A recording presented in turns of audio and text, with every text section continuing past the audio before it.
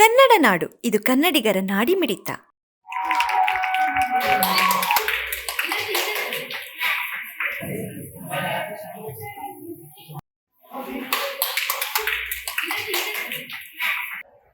ಸುಮಾರು 25 ವರ್ಷ ಆಗಿ ಇವತ್ತು ಒಳ್ಳೆಯ ಭಾಷಣ ಮಾಡ್ತಕ್ಕಂಥ ಕಾರ್ಯಕ್ರಮ ಜೊತೆಯಲ್ಲಿ ಸೈನ್ಸ್ ಸಬ್ಜೆಕ್ಟ್ ಪ್ರಾರಂಭ ಮಾಡಿ PU ಕಾಲೇಜಿನಲ್ಲಿ ಈ ಭಾಗದ ಶಿಕ್ಷಣಕ್ಕೆ ಅಪಾರವಾದಂಥ ಕೊಡುಗೆ ನೀಡಿದೆ ಅಂತ ಈ ಸಂದರ್ಭ ಹೇಳಬೇಕಾಗುತ್ತೆ. ಈಗಾಗಲೇ ನರಸಿಂಹಣ್ಣವರು ಪ್ರಸ್ತಾವ ಭಾಷಣದಲ್ಲಿ ಮಾತನಾಡುವ ಸಂದರ್ಭದಲ್ಲಿ ಹೇಳಿದರು, ಇಬ್ಬರು ದಂಪತಿಗಳು ಅವರ ಪರಿಶ್ರಮ, ಪ್ರಾಮಾಣಿಕತೆ ಮತ್ತು ಅವರ ನಿಷ್ಠೆ ಈ ಶಿಕ್ಷಣಕ್ಕೆ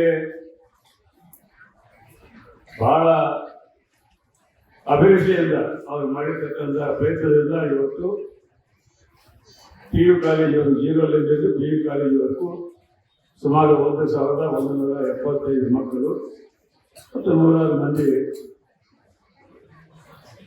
ಶಿಕ್ಷಕರು, ಸ್ಟಾಫು ಹೊಂದಿರತಕ್ಕಂಥ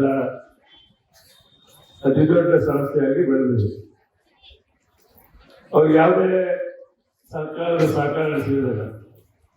ಏನೇ ಅವರು ಮಾಡಿರ್ತಕ್ಕಂಥ ಪ್ರಯತ್ನ, ಅವರ ಪ್ರಾಮಾಣಿಕತೆಯಿಂದ ಮಾಡಿರ್ತಕ್ಕಂಥ ಪ್ರಯತ್ನ, ಅವರ ಕಮಿಟ್ಮೆಂಟ್ನಿಂದ ಒಂದು ಶಿಕ್ಷಣಕ್ಕೆ ಈ ಪ್ರದೇಶದಲ್ಲಿ ರೂಪುರೇಷೆ ಕೊಡಬೇಕು ಅಂತೇಳಿ ದಂಪತಿಗಳು ಮಾತಾಡಿ ಇವತ್ತು ಈ ಮಟ್ಟಕ್ಕೆ ತರಬೇಕಾದ್ರೆ ನಾವೆಲ್ಲರೂ ಅವರನ್ನ ಅಭಿನಂದಿಸುವಂಥ ಸಂದರ್ಭ ಅಂತ ಹೇಳಿ ನನ್ನದು.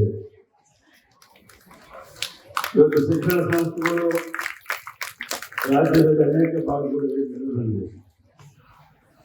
ಅನೇಕರು ಪಟ್ಟಣ ಪ್ರದೇಶಗಳಲ್ಲಿ, ಬ್ಯಾಂಗ್ಳೂರಿನಲ್ಲಿರ್ಬೋದು, ಮಂಗಳೂರಿನಲ್ಲಿರ್ಬೋದು, ಬೇರೆ ಬೇರೆ ಪ್ರದೇಶಗಳಲ್ಲಿ ಯಾವ ರೀತಿಯ ವ್ಯಾಪಾರಕ್ಕಾಗಿ ಮಾಡ್ಕೊಂಡಿರ್ತಕ್ಕಂಥ ಶಿಕ್ಷಣ ಸಂಸ್ಥೆಗಳು ಸಹಿತಿದೆ. ಆ ಶಿಕ್ಷಣ ಸಂಸ್ಥೆಗಳು ಯಾವ ರೀತಿಯಾಗಿ ಬೆಳೆಸೋದು ತಮಗೂ ಗೊತ್ತಿದೆ. ಆದರೆ ಈ ರೀತಿಯಾಗಿ ಅತ್ಯಂತ ಹಿಂದುಳಿದ ಪ್ರದೇಶ ಆಗಿರ್ತಕ್ಕಂಥ ಕಲ್ಯಾಣ ಕರ್ನಾಟಕ ಪ್ರದೇಶದಲ್ಲಿ ನಮ್ಮ ನಂಜನಗೂಡು ವರದಿ ಪ್ರಕಾರ ನಮ್ಮ ತಾಲೂಕು ಸಹಿತ ಮಾಣಿ ತಾಲೂಕು ಅತ್ಯಂತ ಹಿಂದುಳಿದ ತಾಲೂಕು ಅಂತೇಳಿ ಗುರುತಿಸಿರುವಂಥ ತಾಲೂಕು. ಸೊ ಇಲ್ಲಿ ಶಿಕ್ಷಣ ನಮ್ಮದು ಕೊನೆಯ ಭಾಗದಲ್ಲಿದ್ದಂಥ ಪ್ರದೇಶ. ಸೊ ಆ ದಿಶೆಯಲ್ಲಿ ಇಲ್ಲಿ ಯಾವುದೇ ನಾನಿಲ್ಲಿ 1919ರಿಂದ ನೋಡ್ತಾ ಇದ್ದೆ. ಯಾರೇ ಅಧಿಕಾರಿಗಳು ಇಲ್ಲಿ ಬರ್ಬೇಕಂತ ಸಹಿತ ಮೊದಲು ಕೇಳ್ತಿದ್ರು, ನಿಮ್ಮಲ್ಲಿ ನಾವು ಬರ್ಬೋದು, ನಮ್ಮ ಮಕ್ಕಳ ಪರಿಸ್ಥಿತಿ ಏನಂತ ಕೇಳ್ತಿದ್ರು.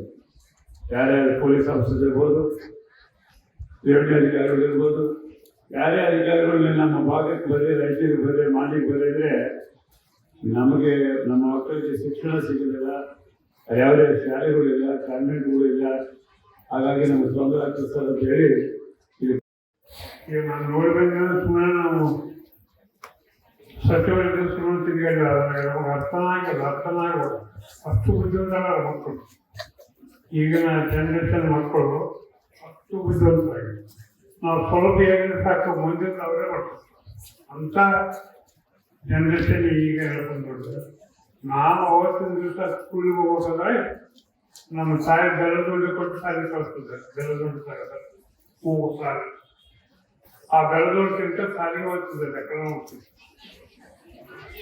ಅಂತ ಪರಿಸ್ಥಿತಿ ಅವಾಗಿತ್ತು. ಆ ಪರಿಸ್ಥಿತಿ ಇವತ್ತು ನೋಡಿದಾಗ ನಮಗೆ ಉಲ್ಟಾಪಟ್ಟಾಗಿದೆ.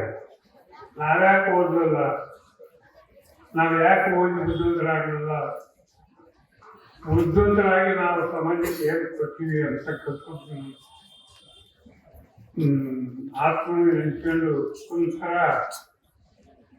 ಮನಸ್ಸು ಕಚ್ಚಿಪಿಚ್ಚಾಗತಕ್ಕಂಥ ಆಗ್ತದೆ.